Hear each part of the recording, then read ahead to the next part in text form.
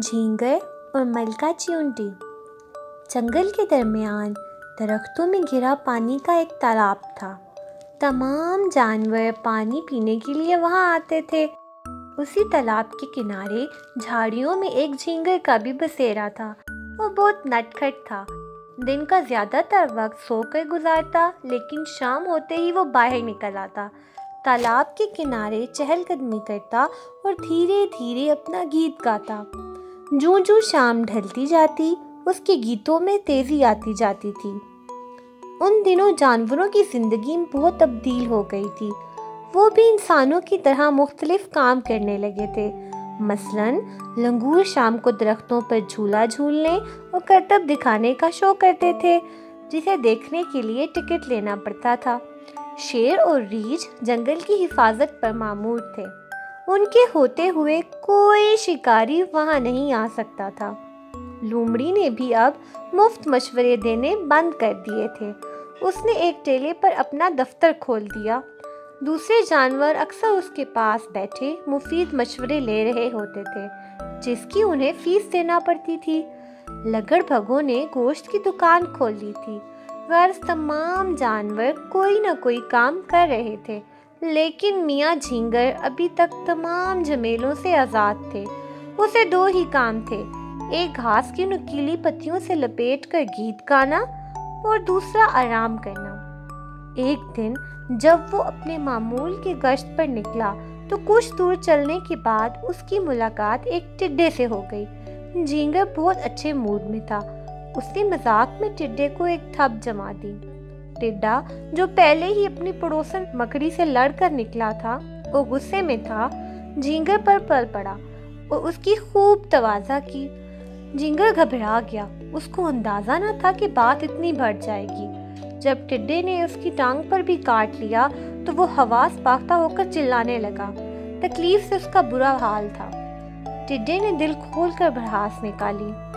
پھر جوں ہی وہ کچھ ڈھیلا پڑا، جھینگر نے فرار ہونے میں ہی عافیت جانی اور تیزی سے دوڑا۔ ٹڈا پیچھے آیا۔ جھینگر کو قریب ہی ایک بل نظر آیا اور وہ اس میں گھس گیا۔ بل کا منہ چھوٹا تھا، ٹڈا اس میں نہیں گھس سکتا تھا۔ وہ کچھ دیر تو باہر رکا رہا، پھر آگے بڑھ گیا۔ جھینگر بل میں ہی چھپ گیا تھا۔ ٹڈے نے اس کی خوب پٹائی کی تھی، اسے کئی زخم آئے تھے۔ کچھ دیر بعد جب اس کے اوسان بحال ہوئے تو اس نے ادھر ادھر نظر دوڑائی۔ وہ چیونٹیوں کا بل تھا۔ جھینگر اس کی وسعت دیکھ کر حیران رہ گیا۔ اندر لمبی لمبی راہداریاں، بڑے بڑے کمرے اور کشادہ راستے تھے۔ چیونٹیاں اپنے کاموں میں لگی تھیں۔ وہ آنے والی سردیوں کے لیے خوراک ذخیرہ کر رہی تھیں۔ جھینگر حیرت سے پلکیں جھپکا رہا تھا کہ چیونٹیوں کی اس پر نظر پڑ گئی۔ وہ فوراً بن بلائے مہمان کو دبوچنے کے لیے آگے بڑھی۔ انہیں اپنی طرف بڑھتا دیکھ کر اس کے ہوش اڑ گئے۔ اسے اپنی موت سامنے نظر آنے لگی۔ وہ گھبرا کر چیخنے لگا۔ اسی دوران ملکہ چیونٹی بھی اپنے محل سے باہر نکل آئی۔ اسے دیکھتے ہی جھینگر رونی صورت بنائے التجائی آواز میں آداب بجا لایا اور بولا، ملکہ عالیہ، یہ جھینگر ناچیز غلطی سے آپ کے بل میں گھس آیا ہے۔ یہ مصیبت زدہ ہے، اس کی جان بخشی کی جائے۔ جھینگر نے اپنی اداکارانہ صلاحیتوں کا بھرپور استعمال کیا تھا۔ ملکہ چیونٹی اس کی تقریر سن کر ہنس پڑی۔ اس نے دوسری چیونٹیوں کو رکنے کا اشارہ کیا۔ سب اس کے اشارے پر رک گئی۔ تمہارے ساتھ کیا حادثہ پیش آیا ہے؟ ملکہ نے پوچھا۔ جھینگر نے اپنی دکھ بھری داستان خوب نمک مرچ لگا کر سنائی۔ وہ اس کی بات کو گول کر گیا کہ ٹڈے سے لڑائی اس نے خود شروع کی تھی۔ وہ بولا، یہ مظلوم مسافر آپ سے پناہ کا طلبگار ہے۔ ملکہ چیونٹی نے اس کی درخواست قبول کر لی اور اسے چند دن بل میں گزارنے کی اجازت دے دی۔ ملکہ نے جھینگر کے علاج کے لیے ایک بوڑھی چیونٹی کو بلایا، جس نے اس کی زخموں پر مرہم لگایا اور اسے پینے کے لیے کڑوی کسیلی دوا دی۔ یہ دیکھ کر چیونٹیاں منہ بنا کر رہ گئیں۔ ایک آسان شکار ان کے ہاتھ سے نکل گیا تھا۔ دن بھر جھینگر مزے سے لیٹا بل کا جائزہ لیتا رہا۔ تمام چیونٹیاں اپنے کاموں میں مصروف تھیں۔ رات ہوئی تو جھینگر یہ دیکھ کر حیران رہ گیا کہ چیونٹیاں تو آرام کر رہی ہیں، لیکن کچھ مسلسل کام میں لگی ہیں۔ جھینگر نے اپنا گیت شروع کیا۔ وہ دکھ بھرے انداز میں صدا لگا رہا تھا۔ چیونٹیاں کچھ دیر تو برداشت کرتی رہیں، پھر اس پر چڑھ دوڑیں۔ وہ بولا، ظالموں، مجھے مت روکو، گیت گانا میری فطرت ہے۔ ملکہ کی مداخلت سے یہ معاملہ ٹھنڈا ہوا۔ دوسرے دن سب چیونٹیاں اپنے اپنے کاموں میں لگ گئیں، لیکن میاں جھینگر آرام کر رہے تھے اور ایک گودام سے چینی چٹ کرتے جا رہے تھے۔ انہیں یہ احساس بالکل نہ تھا کہ چیونٹیوں نے رات دن محنت کر کے سب کے لیے خوراک جمع کی ہے۔ اپنی محنت کو یوں کام چور جھینگر میاں کے پیٹ میں جاتے دیکھ کر چیونٹیوں کو خوب غصہ آ رہا تھا۔ آخر تنگ آ کر چیونٹیاں اس کے پاس سے گزرتے ہوئے جملے کسنے لگیں تاکہ جھینگر کو اپنی کام چوری کا کچھ احساس ہو سکے۔